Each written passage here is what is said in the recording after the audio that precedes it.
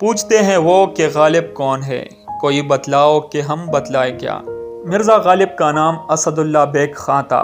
غالب دسمبر 1797 میں آگرہ میں پیدا ہوئے۔ غالب بچپن ہی میں یتیم ہو گئے تھے۔ ان کی پرورش ان کے چچا مرزا نصر اللہ بیگ نے کی، لیکن 8 سال کی عمر میں ان کے چچا بھی فوت ہو گئے۔ نواب احمد بخش خان نے مرزا کے خاندان کا انگریزوں سے وظیفہ مقرر کرا دیا۔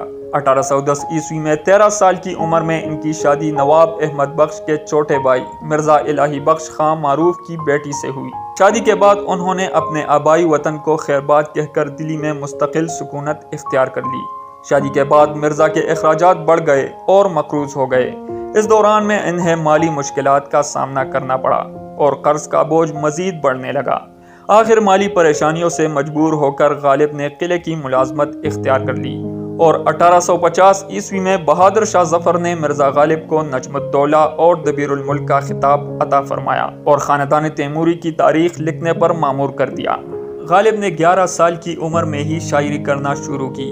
ان کی زبان اردو تھی، لیکن گھر میں فارسی اور ترکی بھی بولی جاتی تھی۔ انہوں نے کم عمری میں فارسی اور عربی زبان میں تعلیم حاصل کی۔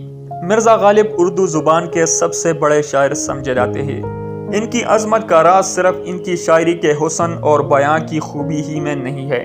ان کا اصل کمال یہ ہے کہ وہ زندگی کے حقائق اور انسانی نفسیات کو گہرائی میں جا کر سمجھتے تھے اور بڑی سادگی سے عام لوگوں کے لیے بیان کر دیتے تھے۔ غالب جس پرآشوب دور میں پیدا ہوئے، اس میں انہوں نے مسلمانوں کی ایک عظیم سلطنت کو برباد ہوتے ہوئے اور باہر سے آئی ہوئی انگریز قوم کو ملک کے اقتدار پر چاہتے ہوئے دیکھا۔ غالباً یہی وہ پس منظر ہے جس نے ان کی نظر میں گہرائی اور فکر میں وسعت پیدا کی۔ مرزا غالب کی مشہور تصانیف دیوان غالب، دستمبو، مہر نیمروز، قاطع برہان، میخانہ آرزو، سبت چین، دعائے صباح، عود ہندی، اردوئی معلی، مکاتیب غالب اور نکات غالب ہیں۔ دیوان غالب میں مرزا کا اردو کلام اور غزلیں ہیں۔ دستمبو میں 1850 سے لے کر 1857 تک کے حالات درج ہیں۔ مہر نیمروز تیمور سے لے کر ہمایوں کے عہد تک کے حالات لکھے ہیں۔ 1857 کے بعد مرزا نے نواب یوسف علی خان کو امداد کے لیے لکھا۔